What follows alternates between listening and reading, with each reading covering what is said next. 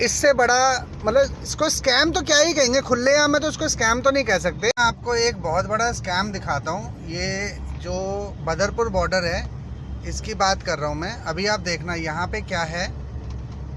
यहाँ पे इन लोगों ने क्या कर रखा है, ये देखो कट तो बना रखे हैं। ये कट दिख रहा है आपको, ये कट बना रखा है। यहाँ से ऐसे घूम के आप उस तरफ जा सकते हो। लेकिन इन लोगों ने क्या कर रखा है, इसके पीछे ना एक इंडस्ट्रियल एरिया है, मैं आपको भी दिखाऊंगा। एक इंडस्ट्रियल एरिया है, जिस इंडस्ट्रियल एरिया के अंदर टेम्पू वगैरह जाते हैं, ट्रक वगैरह जाते हैं।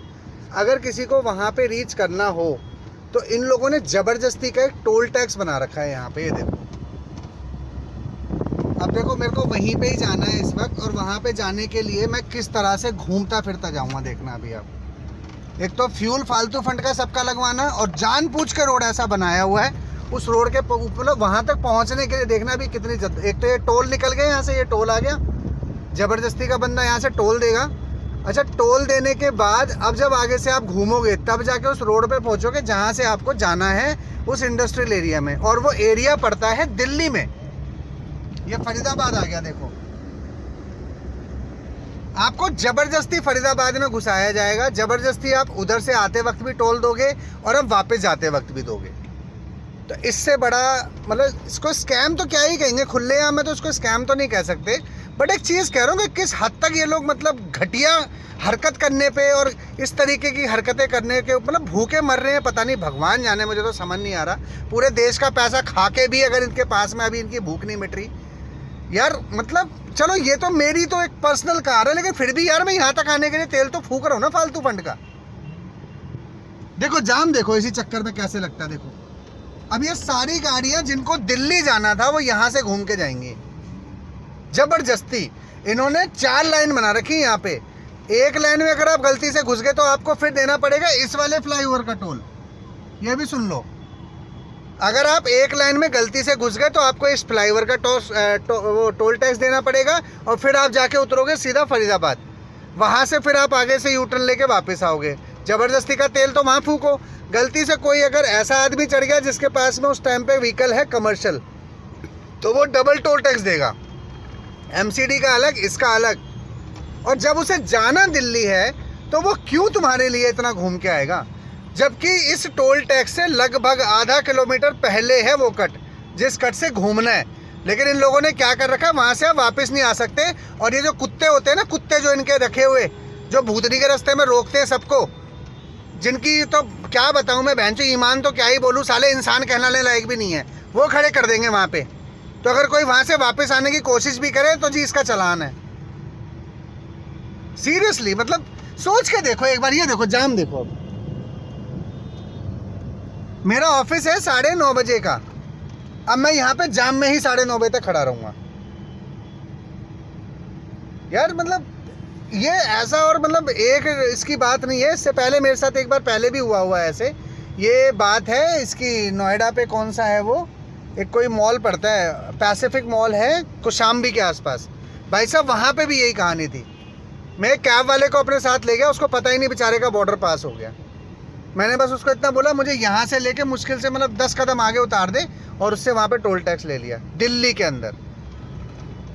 पहली बात तो भाई टोल टैक्स किस बात का है, मेरे को कुछ चीज़ें आज तक समझ नहीं आई। 28% टैक्स देने के बाद मैं बिजली का बिल भी दे रहा हूँ, 28% टैक्स देने के बाद 18% टैक्स देने के बाद मैं रोड पे रोड टैक्स भी भर रहा हूँ। उसके बाद एक रोड टैक्स मैं तब दे रहा हूँ जब मैं गाड़ी खरीद रहा हूँ, वो भी गाड़ी के बराबर का ही है। उसके बाद फिर टोल टैक्स भी दे रहा हूँ क्योंकि मैं उस रोड पे भी चल रहा हूँ। अबे क्या है ये, मैं खाने का पैसा भी दे रहा हूँ, मैं आटा दाल खरीदने का पैसा भी दे रहा हूँ। अबे यार रोटी के ऊपर भी टैक्स लगा रखा है कि बाहर कहीं आप किसी रेस्टोरेंट पे खाने जाओ, उनसे पूछो जी हम क्या करें जी, हमें तो लगाना पड़ेगा जी, जीएसटी लगती है। अरे ठीक है यार तुम्हारी जीएसटी। आप अगर रोड के ऊपर कहीं पर दुकान लगा के अपना घर चलाने की कोशिश करो तो एमसीडी वालों को पैसे दो, पुलिस वालों को पैसे दो, और कोई नया आ गया कोई कुत्ता बिल्ला तो उसके पैसे अलग दो। ये बाप की जागीर है इनके, और बाप की जागीर है अगर तो भाई मुझे सच बता रहा हूं मैंने जो अभी एक फिलहाल में ना, अगर आपने मेरी लास्ट वीडियो में देखा होगा, एक गुजारिश करी थी कि अगर 1% अब की बार सरकार चेंज होती है, जिसके मुझे आसार तो बहुत कम ही लग रहे हैं क्योंकि जिस लेवल पे इस देश के अंदर कहानी हो चुकी है, बन तो ये नॉर्थ कोरिया ही गया है पूरा पूरा। क्योंकि यहाँ पे तुम इलेक्शन में वोट दो ना दो, जीतेगा तो यही। लेकिन अगर 1% किसी तरीके से, मैं कहता हूँ ऊपर वाले ने यहाँ पे भी अगर वो वाले हालात पैदा कर दिए जो नेपाल, बांग्लादेश, म्यांमार और इसमें श्रीलंका में हुए थे, और किसी तरीके से रावण राज्य यहाँ पे ख़त्म हुआ, मेरी दरख्वास्त है बनने वाली नई सरकार से सबसे पहले सारे के सारे महकमे के सारे लोगों को चेंज करना। इससे दो चीज़ें होंगी, पहली कि जो सही इंसान होगा वो उस ओहदे पे बैठेगा, दूसरा कि इन लोगों के रहने से ये देश कभी नहीं बदल पाएगा। नई सरकार आएगी, देखो इंसान तो नहीं बदलेगा ना, इनको चलाने वाला बदल जाएगा, लेकिन इंसान तो नहीं बदलेगा। इंसान तो यही के यही रहेंगे, और इंसान कहलाने लायक हैं भी नहीं यार। चाहे किसी भी महकमे में चले जाओ, किसी भी टास्क फोर्स, चाहे आर्मी, चाहे कोई भी ले लो, अगर इनके अंदर इंसानियत नहीं है ना यार, पैसा तुम्हें चाहिए पब्लिक से कि टैक्स भरो जी, उसी टैक्स से तनख्वाह भी दे इनको, उन्हीं के हाथ से डंडे भी खाएं, और हम मार दे तो जी ये तो कॉन्स्टिट्यूशन के खिलाफ है। कोई नेता साला किसी पुलिस वाले को कुत्ते की तरह गिरा गिरा के मारता है, किसी आर्मी वाले को मुंह पे बेइज्जती कर देता है, किसी आईएएस ऑफिस से जो जूते पॉलिश करवाता है, वो तो ठीक है, वो कॉन्स्टिट्यूशन के खिलाफ नहीं है। लेकिन अगर एक आम आदमी साला रोड पे चलता हुआ जा रहा है तो उनके कहने पे, उन्हीं लोगों के कहने पे तुम साला उसके ऊपर लाठी चार्ज कर दो, और वो तुम्हारे ऊपर गलती से हाथ उठा दे तो कॉन्स्टिट्यूशन के खिलाफ है जी, ये जेल जाएगा। तो ये डर भी है।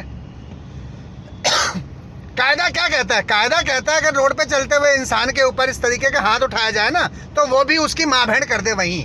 कायदा ये कहता है किसी भी पुलिस वाले को, किसी भी तरीके, मैं कह रहा हूँ साला चाहे किसी ओहदे पे बैठा हो, चाहे कुछ भी हो, इतना अधिकार तो नहीं होना चाहिए कि किसी आम पब्लिक को मतलब कुछ समझो ही ना। आए दिन रोड इस पर वीडियोस अपलोड होते रहते हैं, क्या नाम है, इंस्टाग्राम पे, यूट्यूब पे। मैं तो जो वीडियोस देख रहा हूँ उनकी बात कर रहा हूँ। कभी छोटे से बच्चे को मार रहे हैं, कभी औरतों को मार रहे हैं, औरतों के कपड़े फाड़ देते हैं साले रोड पे चलते हुए। इंसान कहते हैं उनको? बेंचो तो हैवान, हैवान भी मेरे ख्याल से इनसे ज्यादा लाख गुना अच्छा होगा। देखो ये वाला कट है,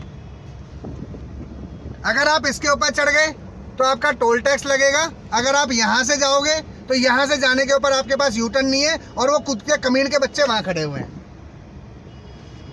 ये है वो रोड जिसकी मैं बात कर रहा था। अगर आपको आना है तो इससे 1-1.5 किलोमीटर आगे जाके फिर आपको यू टर्न लेना पड़ेगा, जो ये आपको नहीं लेने देंगे। ये है इस रोड की कहानी। और ये है वो इंडस्ट्रियल एरिया जहाँ से एंटर होना था, दिल्ली में पड़ता है। पीछे देख लो बदरपुर मेट्रो स्टेशन है, ये पीछे मैं भी दिखाता हूँ, रुको 1 मिनट। ये बदरपुर मेट्रो स्टेशन है सामने। इस रोड के हालात भी देख लो, जिस रोड पे मैं इस वक्त चल रहा हूँ ये उसके हालात हैं। गाड़ी को हिलता डोलता हुआ देख ही रहे होगे। ये इस रोड के हालात हैं जी। ये इंडस्ट्रियल एरिया है, यहाँ से करोड़ों में टैक्स जाता है।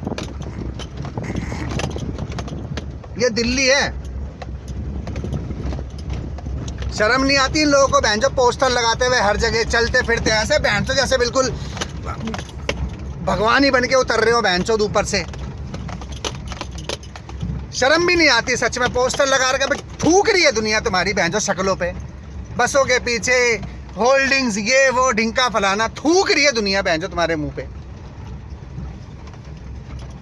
इतनी शर्म तो किसी को होती होगी 1% के, यार दुनिया जब मुझसे इतनी नफरत कर रही तो मैं क्यों उनको और चांस दे रहा हूँ। चलो हाय भी नहीं लगती तुम्हें।